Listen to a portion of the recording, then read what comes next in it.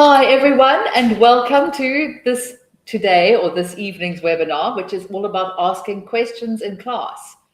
My name is Lisa and I will be chatting to you today. I have been teaching English for many years, online with in person. I'm from Robertson in South Africa, which is a small town in the Western Cape. It is cool today, not too hot. And happy Valentine's Day, everyone. Thanks for joining us today.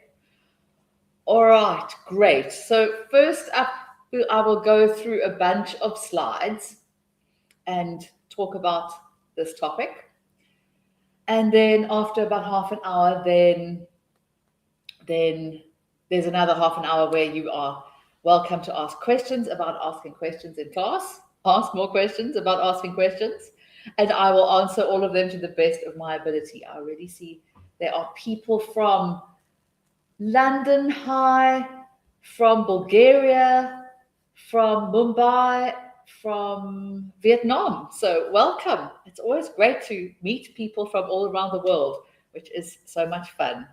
So let's kick off and jump right in. A whole bunch of silly sayings. North Macedonia. I will try not to get distracted by people sending great messages. Let us focus. All right. So there are different types of teacher language. So these are the questions that teachers use in class. And these are things that you need to be aware of when you teach. And also, I always bring it back, you're all writing assignments. So these are all very, very, very important things to keep in mind when you are writing your assignments and when you get to all of those sections about eliciting. So we will talk about eliciting and go into depth on that. Concept checking, okay, instructions and instruction checking, and all of these different kinds of questions, and they are all so important. So they are so important when you're teaching, and as I said, when you are writing your assignments, you have to ask questions all the time. So you need to write these down, these questions, when you write your assignments, where it says, what are your concept checking questions? That's what we are talking about here. All right. So first up, eliciting. You hear about this so frequently. So the eliciting is a technique used to prompt students to come up with the information themselves. So we get the information that we are trying to teach, that we are teaching from the students, instead of just giving it straight to them. So instead of just saying, this is the topic of what we are doing today and writing on the board, we prompt the students to give us the information. All right. It's a tricky thing, but once you've mastered it, then you'll be able to use it in all your teaching. So it can be used to brainstorm a topic, to produce the target language or vocabulary. So if you are doing some grammar lesson, you try and gather information and vocabulary and useful phrases from the students before you just say, this is what we're doing, and write it on the board.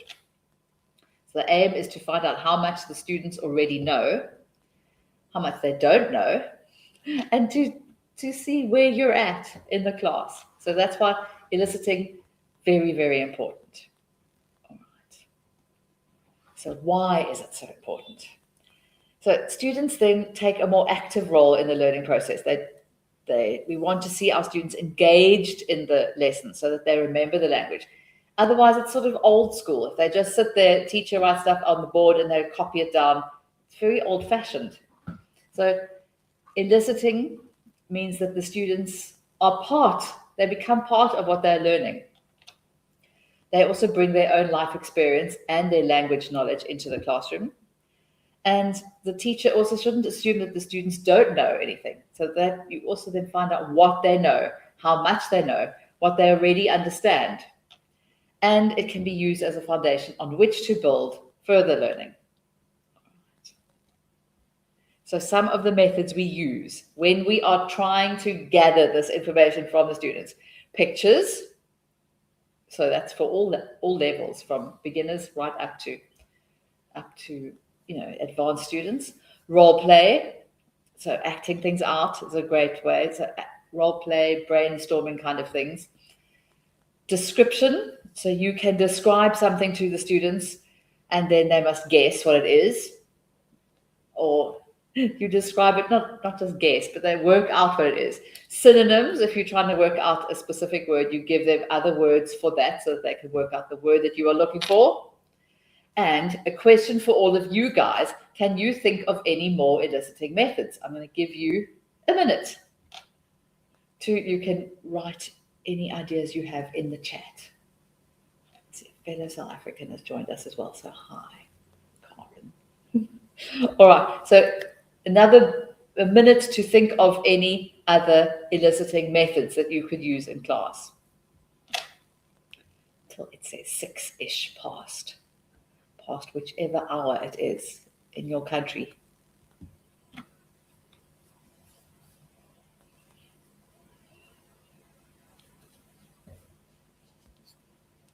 So if we, for instance, I see one already, realia, or realia, that's how you say it. May I put it up? It's such a funny word. Realia, so that's real stuff. So if you are teaching time, for instance, you could bring watches and clocks for fun. So, and if you are teaching, so you can bring props, costumes, all sorts of fun thing, and which will help you teach whatever you're teaching. Very nice. Great. Thank you. Perfect. Very good example. Anecdote. Also great. You could tell a story. That's a lovely idea. Tell a story, or just like some little thing, maybe a story of something you've watched. Anecdote is a great suggestion. Okay, thank you. Mimics. So you mimic, yes, that would work. Like act something out. So if you're doing animals, always think of animals. You could do animal sounds. You could be the sound of a chicken and hope to get the word chicken. I would so do that. So you can mimic something or act things out. And another lovely one here, asking things by acting. So acting things out. Perfect. Yeah, if you're coming into a class, into a room, and you want to say, come inside, you could come inside. You can do things like sit down, stand up, all those quite simple things. And then also greetings. Great suggestions here. Thank you. I see another one. Movie stories. So stories of movies. That could work. Especially like, I'm thinking kids, you could use sort of cartoon movies, things like, yeah, movies completely. And for advanced students, you can also use stories of movies, TV, that all works. Great. Excellent suggestions. Thank you. So those are definitely all things you could use in a class to elicit. Perfect. So you've got a box of tricks, basically. There are all sorts of great things that you can use when you are eliciting. Thank you. I see Disney cartoons, which attract kids. 100%. I was trying to think of one that's modern, and the only one I was thinking of was so old. I suppose there's a second one. I was thinking of Frozen. Frozen 2. I was thinking everyone knew Frozen at the time. And I was thinking of Toy Story. The Toy Story, what was the last one? Like 5? But yes, cartoons, 100%. Perfect. All right. So here is an example. All right. So an example that a teacher could use. So we often ask, again, in the assignments for a script. What would you say in your eliciting part of your lesson? So this is an example of that. All right. So we have the teacher says, we've got a picture, or you are the picture. So either you have a picture of this lady, or you even can show and tell. So how does this woman feel? Then a student might say, she's smiling. So she's happy.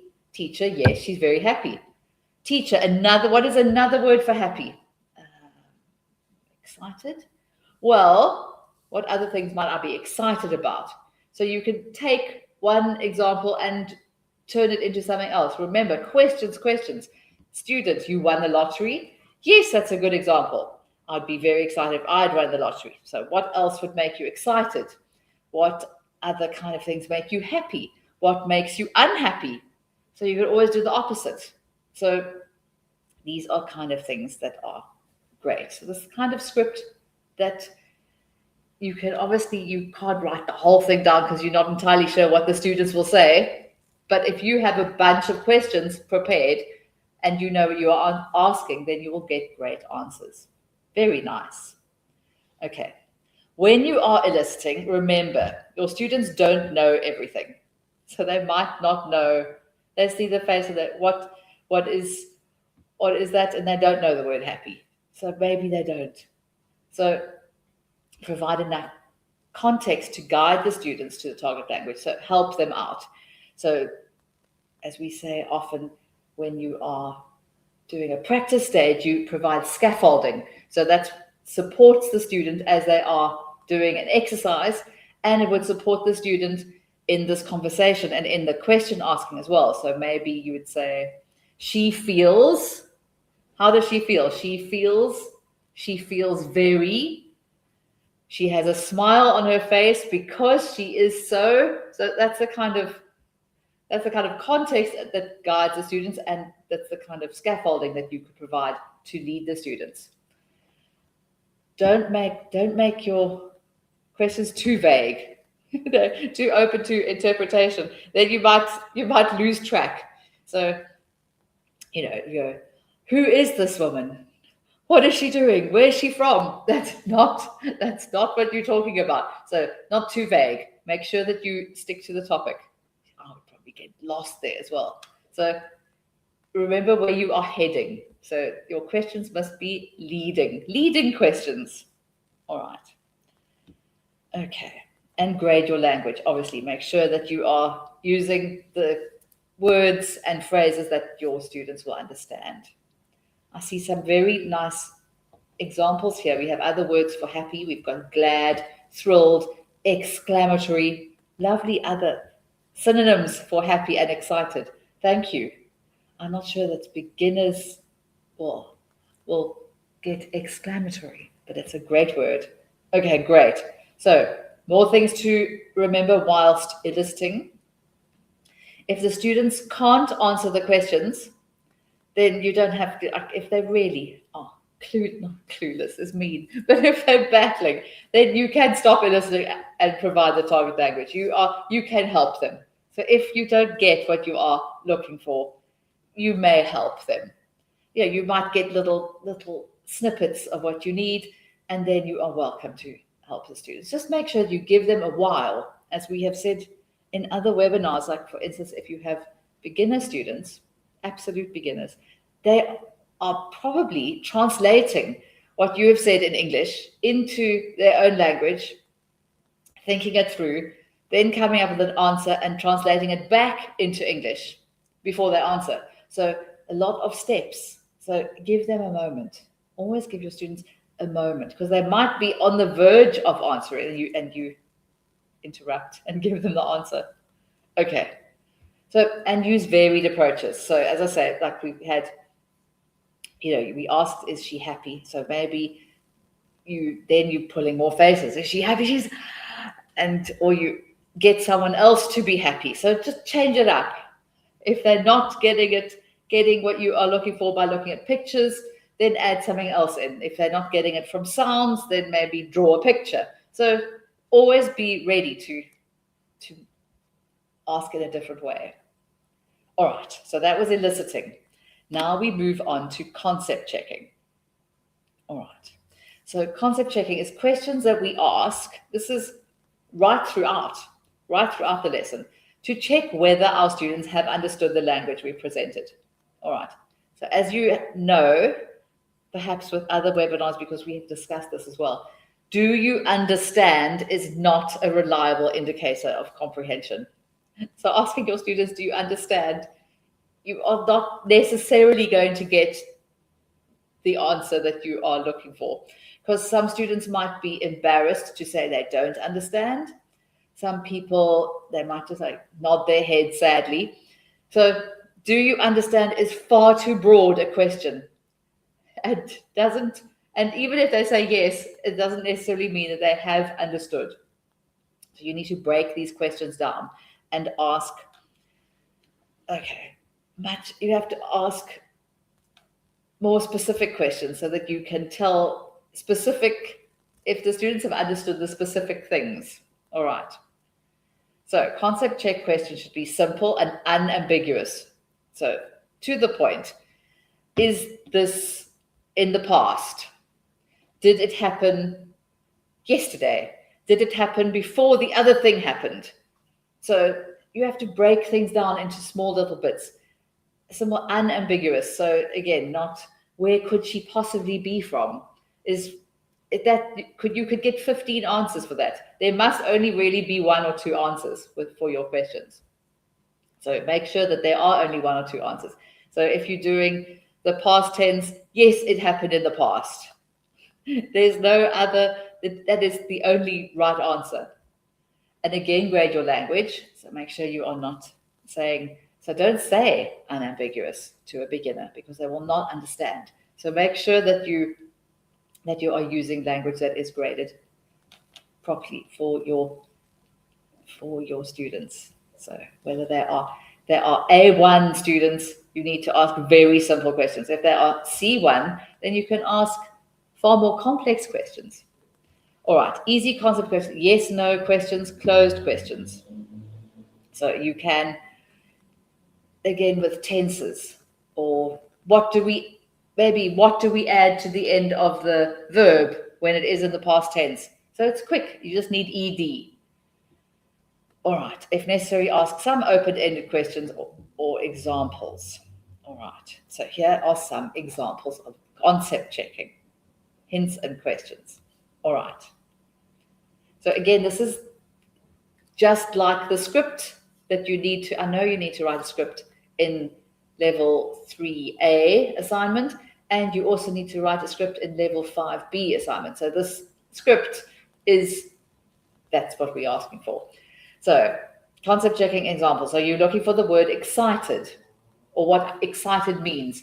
So the teacher would say, do you get excited when invited to a party? Student, yes. How about going to a dentist? No.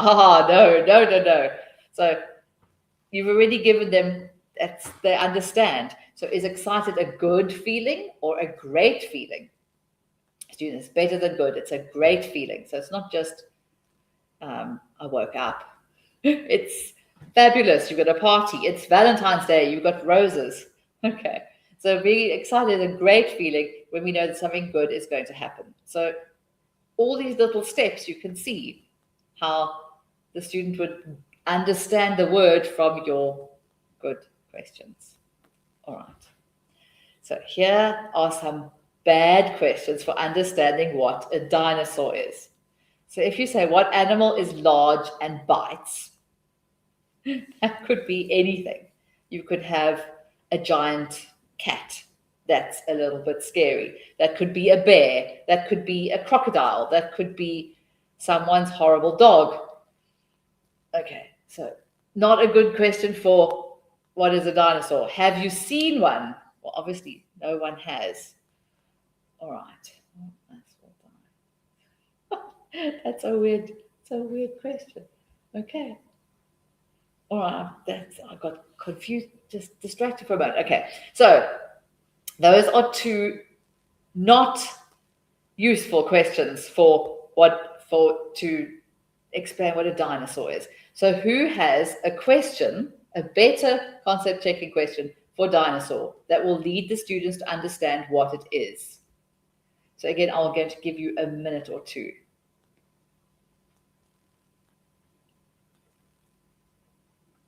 Okay, very nice. What very large animal lived in the far distant past and there are none living today? Very nice. Very, very good. That would definitely lead you more towards dinosaur. Great. All right. Here's another good one. Is the animal alive today? That could work, but that could also be your beloved pet that isn't alive anymore. So that is a little bit ambiguous, not unambiguous. That is a little ambiguous because it could be someone's late pet. Okay, thanks. What ancient animal roamed across North America? That's good. It wasn't only North America. They roamed all over. But good question. Very nice. Here's another great one. Which animal disappeared due to the impact of asteroids? Excellent. Good. Very good. Here's a great one. What animals do you see in Jurassic Park? Perfect. I think that was probably one of the easiest ones. I think if you said Jurassic Park, yeah, dinosaur, they'll get it immediately. So that is a very, very good question. And another two last ones here. An animal which is extinct and too large indeed. They are huge. They are scary. All right. Thank goodness they're not around. Thank goodness. All right. Maybe by accumulating descriptive element, large bites, terrifying, and doesn't live anymore. Very nice. So that's a different way of you. So you could write up little words and then put all the words together, sort of brainstorm it is another way of getting towards dinosaur. Very nice. Which animal has fossils? Very nice. Very good. Strangely, very many years ago, my mother worked at the South African Museum where there were loads of fossils, and they even found fossilized bones of other animals that were not only dinosaurs, birds and even dogs. But yes, obviously dinosaurs do have fossils. Very nice. Which animal looks like a giant version of a crocodile? Very good. That stands upright. Very nice. And great idea. George, the Jurassic Park idea. Absolutely. Yes. Okay. Thank you. Excellent question. So you've come up with loads of ideas. So every time you need to concept check something, remember this. Remember the dinosaur and think of different ways that you can lead students to understanding what you're talking about without actually telling them what you're talking about.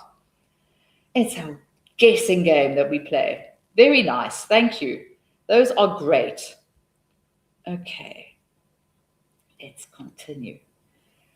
And then, so that's concept checking questions. So we've done eliciting, concept checking questions, and now we have the third kind of teacher questions, which are instruction checking questions. All right. So this is more for how your class will play out as opposed to what you are actually teaching them. So again, do not ask, do you understand? All right. Because you might just get yes, and then they don't understand at all. So ask students. So this is, okay, so instruction checking is when you now have handed out a worksheet and you want the students to take their worksheet, sit down in their desk and fill in the gaps. So those are the instructions that you now need to tell your students. So some of the good ways you could get them to repeat the instructions. Don't give all the instructions in a clump. So if you have, everyone get out your pens and papers, sit down, take out the worksheet, fill in the answers, then they're like, what happened? So give the instructions one by one. Make sure the students have heard them one at a time. And then good things. What is the first thing you must do? We must sit down. Then you must, so if you get the students to repeat back to you what they must do, then you know that they know what they must do.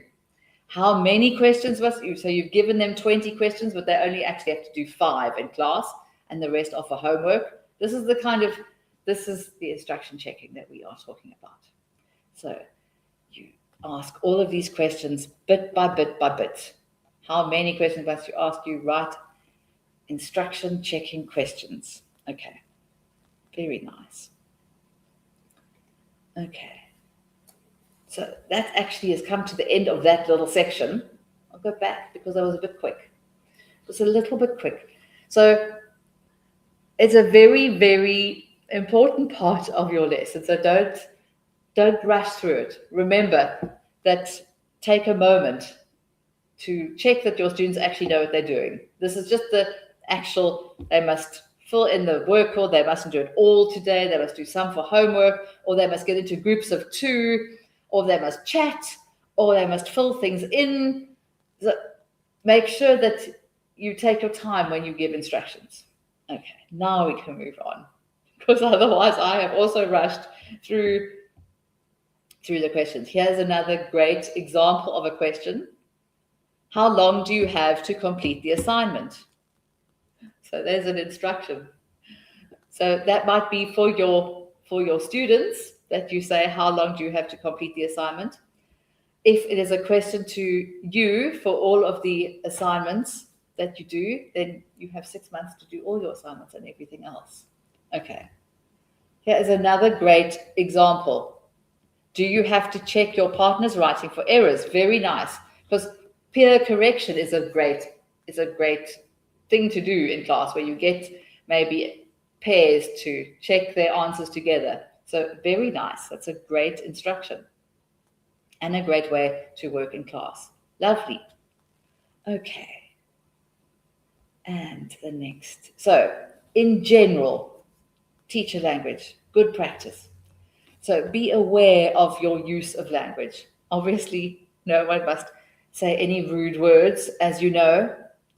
Grade your language. Remember that, to be mindful.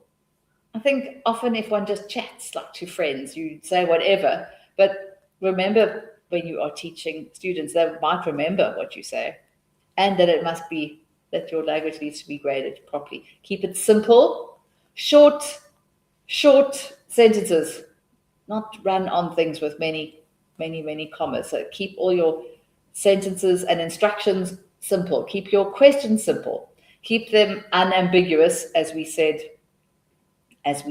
before, so that there's one answer, unless it's creating something. That's a different part of a lesson. But when you are eliciting and concept checking and instruction checking, keep it clear that there are only 1 or 2 correct answers, and plan your questions where possible. So in your lesson plans, you write a script. I think perhaps if you have lessons all day long with students, you don't have a script for every single class you ever do. But once you have one script or a few scripts for certain levels, you can reuse those scripts. So you will sort of slip back into, like, you know that script. So learn the script in a way that you know the questions you need to ask. So you can write your script. Say you are teaching the first conditional. You have your first conditional script. So every time you teach first conditional, you can go back to your first conditional script and use it again. So have it that you know how. And I think in many ways, if you have a routine with lessons, that every class you start with the same kind of thing. And obviously, if you follow a PPP lesson plan, then it is in a routine. So we've got your warm-up. What do you always do in your warm-up? That kind of thing. If you have a routine, you will be more aware of your language use. Okay, very nice. This is such a fun topic. All right. And we have come to the end of the topic. So there are 1 or 2 little bits and bobs to say as well before we go into the questions. So all of the previous webinars are available on our YouTube site in the video section. So if you go to TTA YouTube, their page, and then go to videos, then all of these webinars that are done every week for years are available. So if you need one on an assignment you're working on, or if you would like to know all about questions and answers, or teaching abroad, or teaching advanced students, or teaching business English, or teaching beginners, there are webinars about all of these things that many of us have done. So they are all there that you can see at any stage. All right, great. So we will now jump into our Q&A, and I'll just skim through the questions and everything. So any questions you have about all of these about questions, about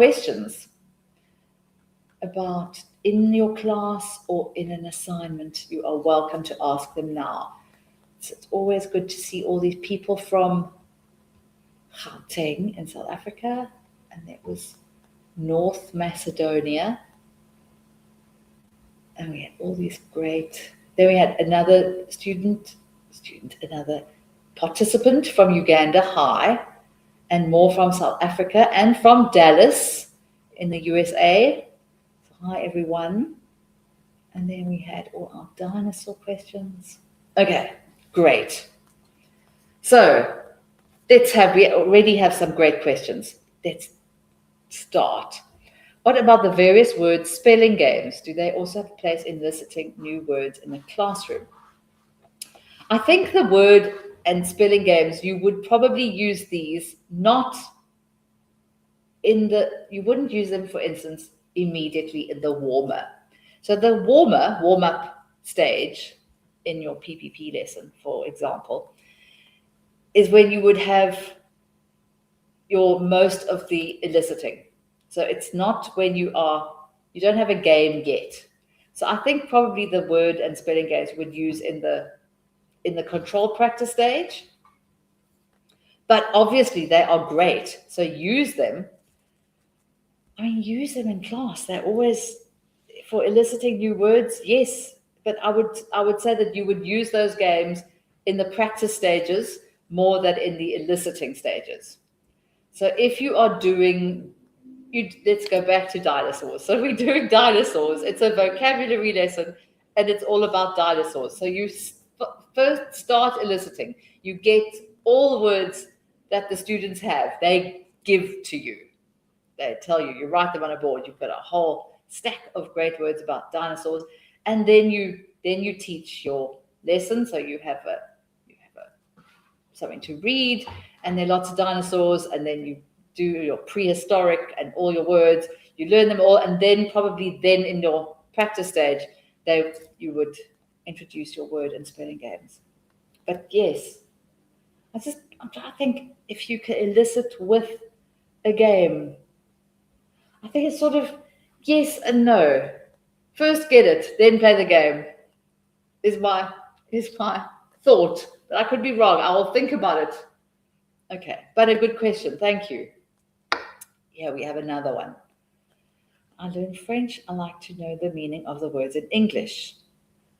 When teaching English to an L2, is it appropriate to let students know the meaning in their native language?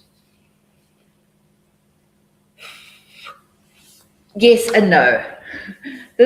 I love these questions about students' first language. See, if, for instance, you are teaching dinosaur about dinosaurs to an English class, but they are French. If you can speak French, then yes, by all means, you could say what dinosaur is in French and then make a connection. That is useful. But say, for instance, you are teaching students in Thailand and you don't know what dinosaur is in Thai, you can't. So yes or no. I think on occasion, if as an adult and you're learning a second language, then you do want to know what does it mean in your first language. That's what dictionaries are for. So you can look up stuff and use the word, but often you might be teaching students whose first language you don't know more than 5 words of. So they could obviously go away and for homework read more about dinosaurs in their first language and then use it. But often they say in an English class you only speak English. So I think a balance.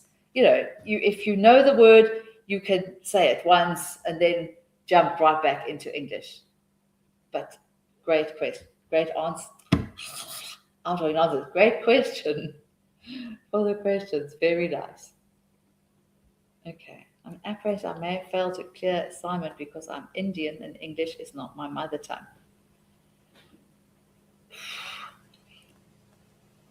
This is a lot of a lot of people who speak English as a second language, if they are at a C1 level, you need to be at about a C1 level, even if it is a second language. You could be able to pass this course if you have, even if you ask, I mean, many people who speak English as a second language can teach English. So, and well done. I mean, wow. I speak a second language so poorly. I sort of try, but so I would battle to teach it. But, you know, if English is your second language, that's fine. Just work at it all the time and make sure that you strive to get your level to about a C1 level. At a C1 level, you will be able to teach English. Okay. Read. I always say read. The more you read, the more words you get. So read.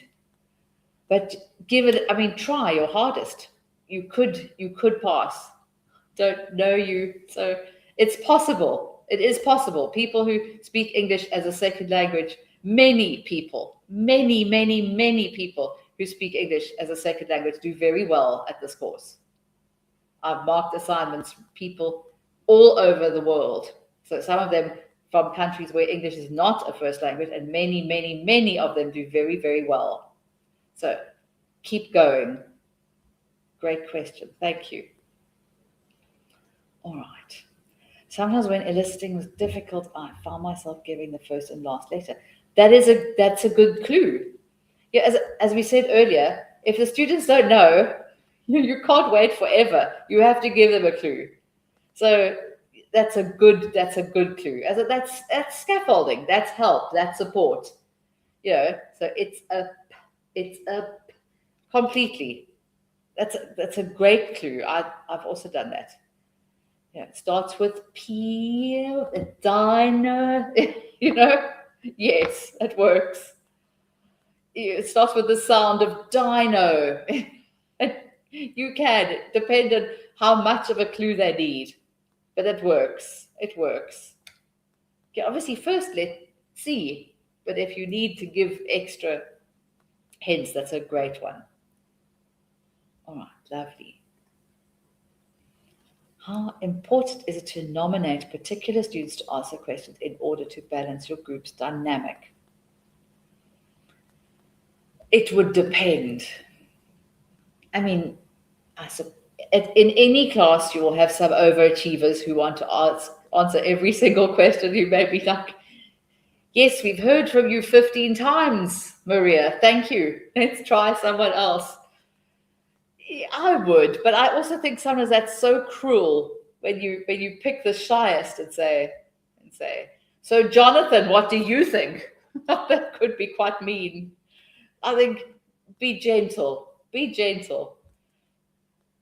But you know, there's a group dynamic. You have to work with that all the time. But I think sometimes nominating students can be terrifying.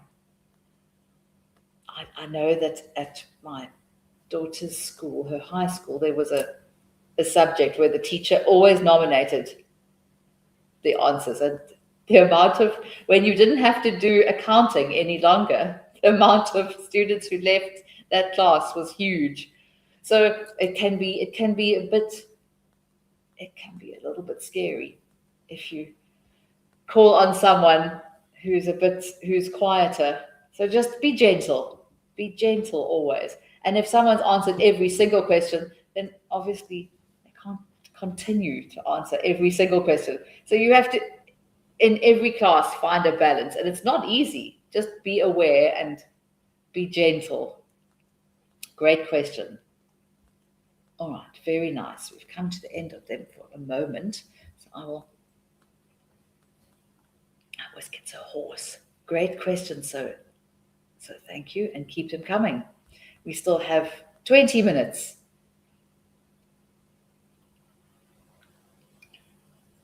About asking questions in class.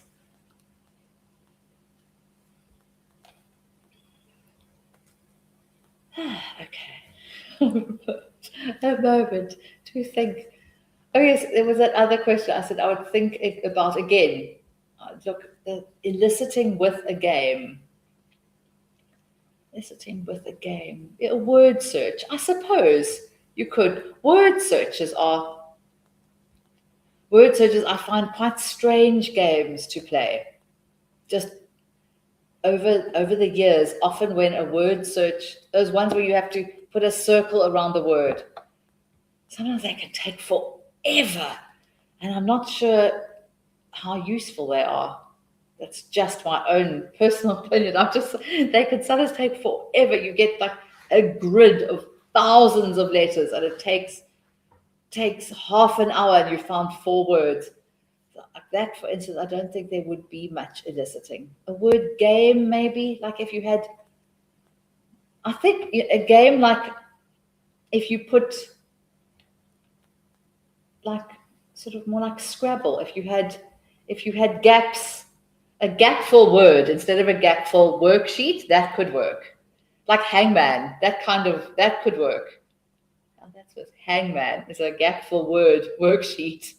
That is a worksheet that you could use to elicit, because you could get letters. The students could guess letters. So if you were getting dinosaur again, you could put out the amount of letters and maybe start. It starts with a D. So I think that would be a good game that you could use with eliciting. There, I knew I'd come up with an answer eventually. All right. George. Is it George? Georges. Can we skip concept checking questions when recycling vocabulary in the following lessons, as to not spend too much time on this activity? Something simple that would ensure consolidation of their knowledge. Yes, if you are recycling already, and if it's vocabulary, then it's not as much of a concept as grammar, for instance. So yes, completely. If you're just going through the words they learned in the previous class, then you don't have to check. You don't have to go through what were the words for. You can remind them. If it's revision, then just 1 or 2 questions would probably be fine. You don't have to go into great detail. Thank you. All right. When asking students to skim a short paragraph, how many questions would be suitable? That would depend on the age of the student, the level of the student, the length of the paragraph. If you have level A2 students who are 8 years old, I think 5 questions would probably be suitable. If you have B2 students going through a paragraph, then probably 10 to 12. So I think it would depend on the age and the level of the student. It really would depend. And do you have the students, is it an hour-long class? Are you seeing the student only for half an hour? So just think about all of those things and then put them together. I do think often if you are doing a worksheet and you've learned something, you need more than 5 or 6 questions to consolidate. So if you've learned a new grammar point and you've got a worksheet with 5 questions, that's not enough. Because how can you then remember that forever when you've done 5 questions? So you definitely need, in general, when you are having a controlled practice stage, I'd say in general, for any age of students, you need at least 8 questions. That would be suitable, because fewer than that, not less than that, fewer than that, those are countable nouns, questions, fewer than that would not be sufficient, because if you see something 4 or 5 times, that is not enough. But it depends. A bit more detail depends on the age and level of your student, but generally, in a control practice exercise, you need more than 8 or more. Okay, very nice. I feel as if I'm wrong group because I'm new to this course. If you are new, I think, okay, you're not. You are in the correct group.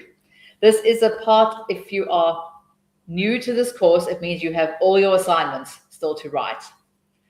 Okay, so you are in the right place.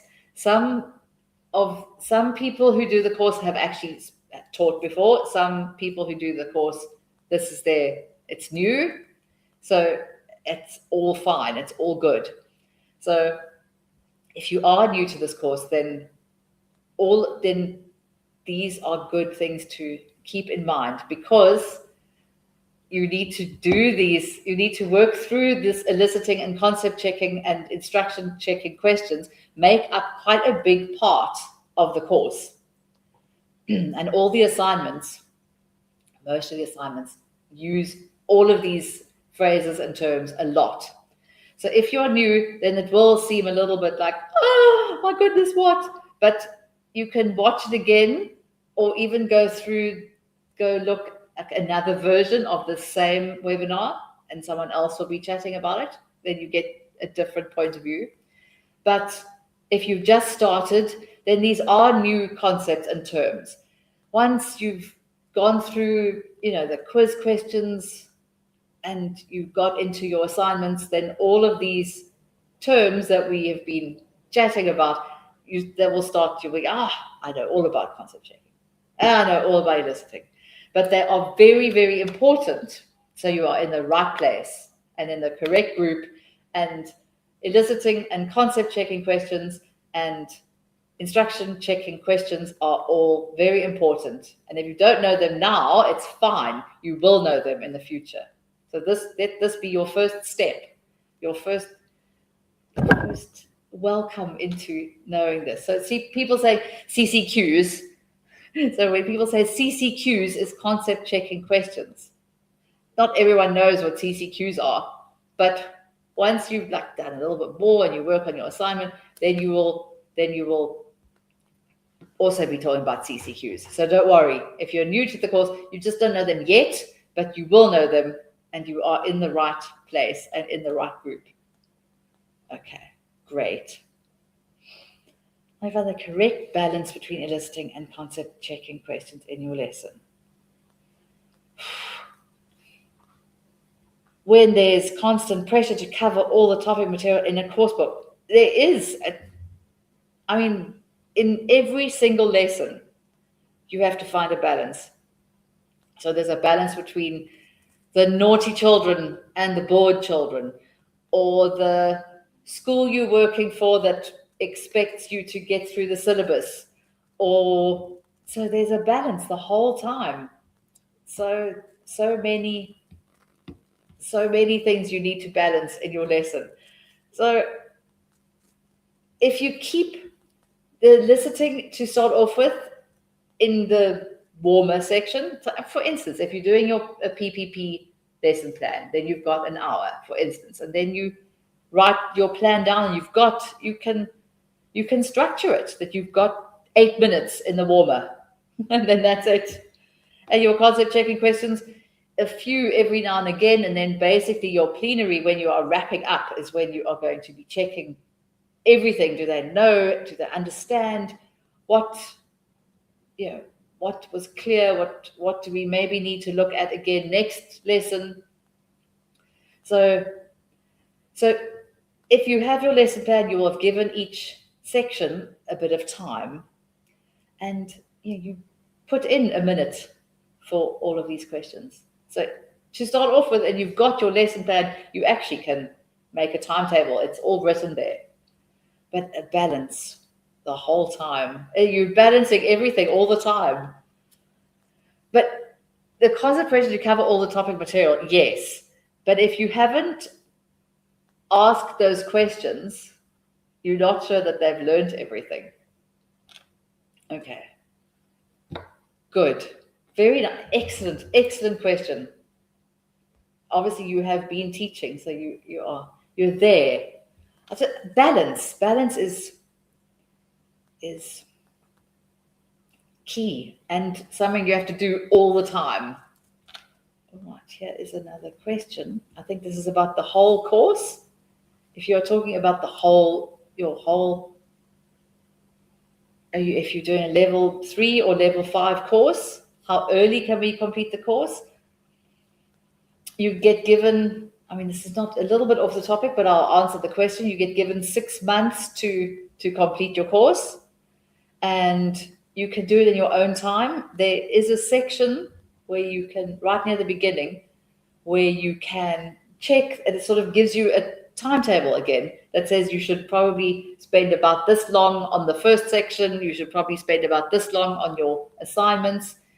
If you are rushed for time, which many people are, you start a course, the next thing you have a job, and next thing you've run out of time, it happens. So you are given 6 months, and that is how long you have. If you are focused and working on it all day long, every day and night, then you can finish it before the 6 months is finished. So it is up to you if that is what your question was about. Okay.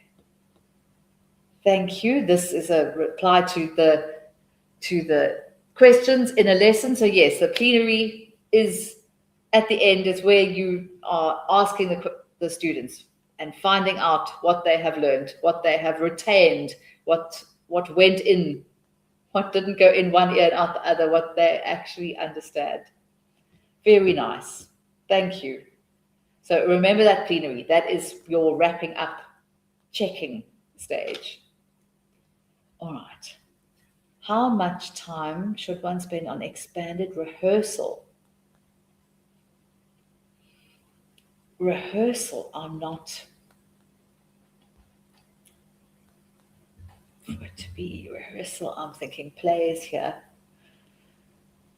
I need a bit more help with this question. So give me a little bit in relation to what? The expanded rehearsal. I need a bit more help with your question to answer. So yes, thank you. Samia, if I said that correctly. Course level 3, you get 6 months, and yes, you can do it as quickly, or within reason, as quickly or slowly as possible, as you like, within reason. Okay, so expanded rehearsal. So expanded, making bigger, rehearsal. I only know about rehearsals from plays. When you block, and so I'm not entirely sure what that question means, unfortunately.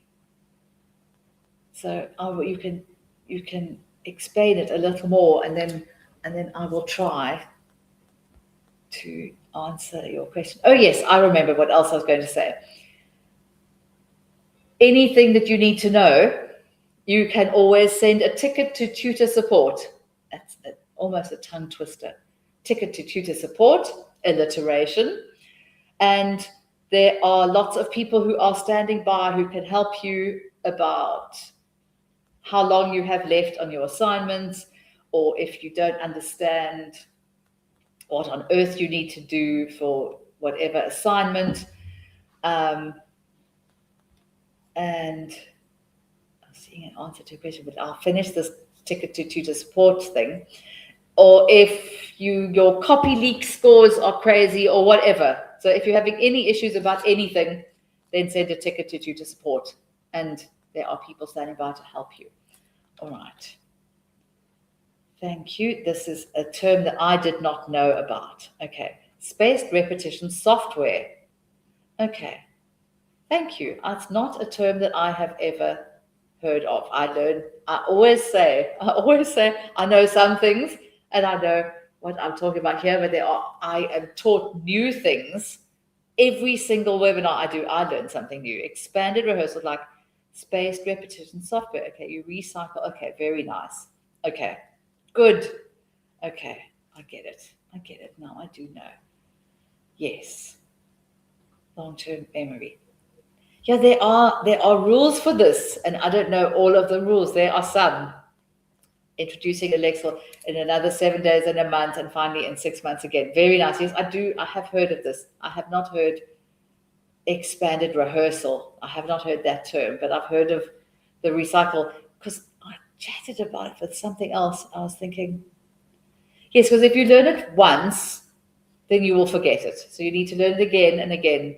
I had a science teacher who explained this. He had a graph that you learn it today and then you don't do it tomorrow, it drops off. And if you learn it again, then the drop off is less. So eventually you are he went from teaching at school to teaching at university. I think he's only just stopped now. He was very clever. And that's exactly what he was talking about. So you keep your knowledge by repeating it and recycling it. I do understand this. I'm sorry I did not know the term. So yes, in a month, and finally in 6 months again. So you check again, do you still remember what on earth the first conditional is? So yes, thank you, George, for answering the question for me. Thank you. And Karen, sorry, I was not able to answer that question, but I think George has said it perfectly for you. To be retained in long-term memory. It also reminds me of that. It's completely different, but it reminds me of, sorry, I've seen somewhere where they say if you taste something, this is where you teach babies to eat things, not only sweet things, that you must give a child something to taste 6 times or something, and then they will eat it again. So it's the same kind of thing. Different, but the same kind of thing. It always makes me think of that when we talk about this. So yes, you practice it and then you reintroduce it and you do revision and repetition. Excellent. And thank you. Useful summary. Okay. Thank you, Vanilla. All right. Thank you for the help. Thank you for the help. And we have almost come to the end, which leads us to our last page, which I will go here. So thank you. Let's go like that. Thank you so much for joining in on Valentine's Day. I hope that everyone enjoys the rest of your Valentine's Day. Someone said something about spinsters, but I wasn't sure what you were talking about. Oh yes, this is what. Thank you, Rosemary. And it's all linked together in a way. That tasting things, learning things, and here's another great example where they say in advertising, people have to hear it 8 times. So it's all the same. It's all different aspects of the same idea. I love it. It is such a teaching and learning anything is so. It's everything. It's not just a book. It's not just one thing. It's all together. Gesamtkunstwerk. I did music, so that's always the word that comes to my head. All right. Thank you. Such a great comment. So thank you for helping us revise the basics.